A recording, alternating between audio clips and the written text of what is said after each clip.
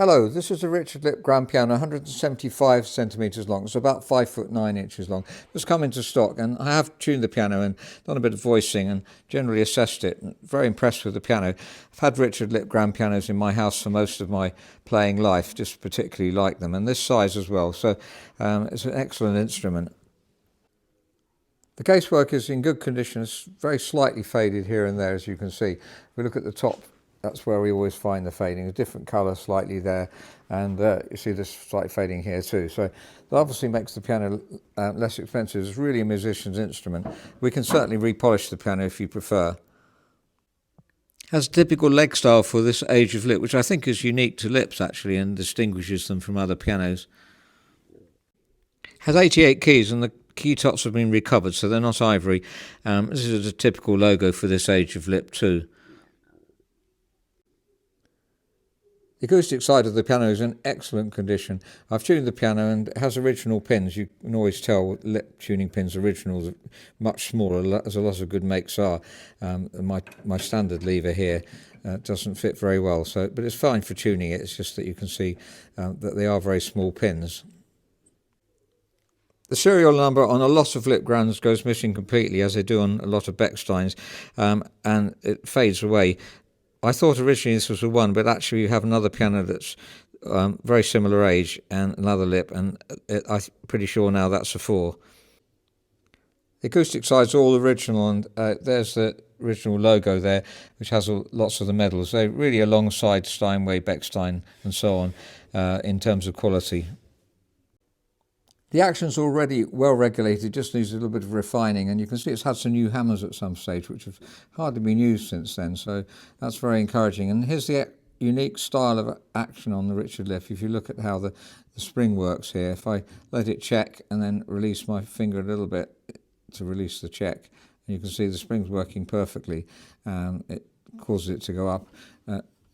Just fine regulation on some of the springs. It's a spring on a loop. You just take it off the loop, bend the spring and put it back on. It's very simple. I've already fine-tuned it and done some voicing, and there's just 1 or 2 I've left here that I'd like to voice in a bit. This breakpoint normally needs voicing in, so those are just slightly bright.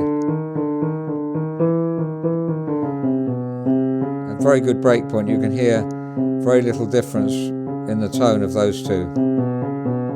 Always the sign of a good maker that gets a good break point.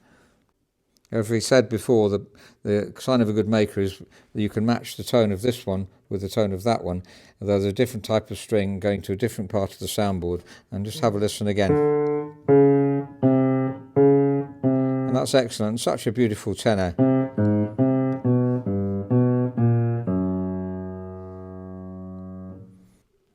So I'm very impressed with this Richard Lipp grand piano, as I usually am with Richard Lipp grand pianos.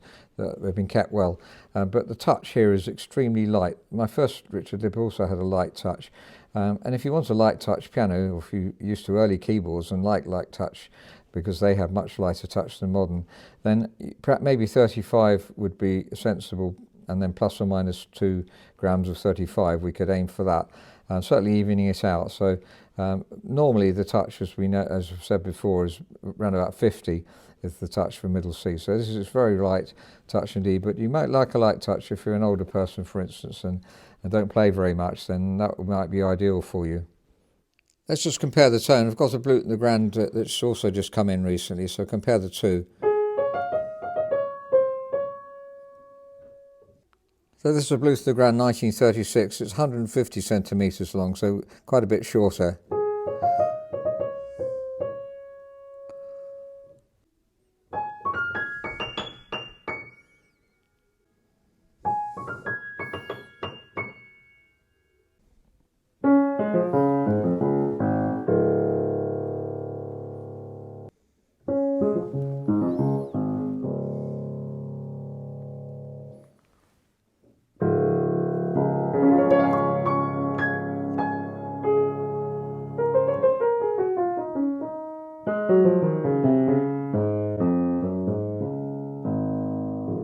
So that's a Richard Lipp grand piano, 175 centimetres long. That's about 5'9" long.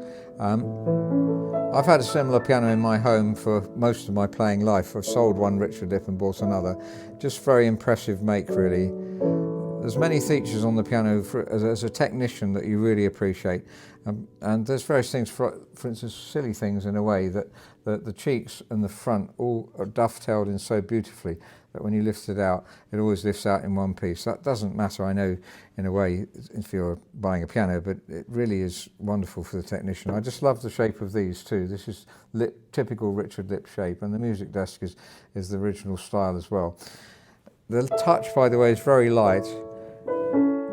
Now, you may enjoy a light touch, and certainly that will be less work for us not to have to refine the touch, which takes more than a day usually, where we just reweight the keys down to 50 grams. But there's absolutely no reason why you shouldn't have it like it is, and we can even it up at, say, 35 grams. We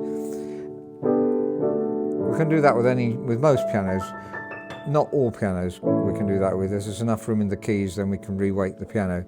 In this case, they'll be fine.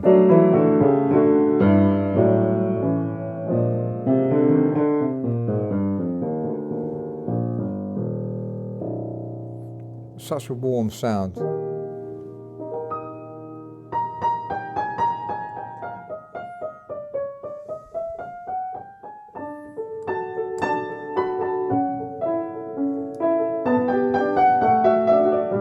If you're interested in the piano, please do write to us, info@robertspianos.com. Thank you for listening.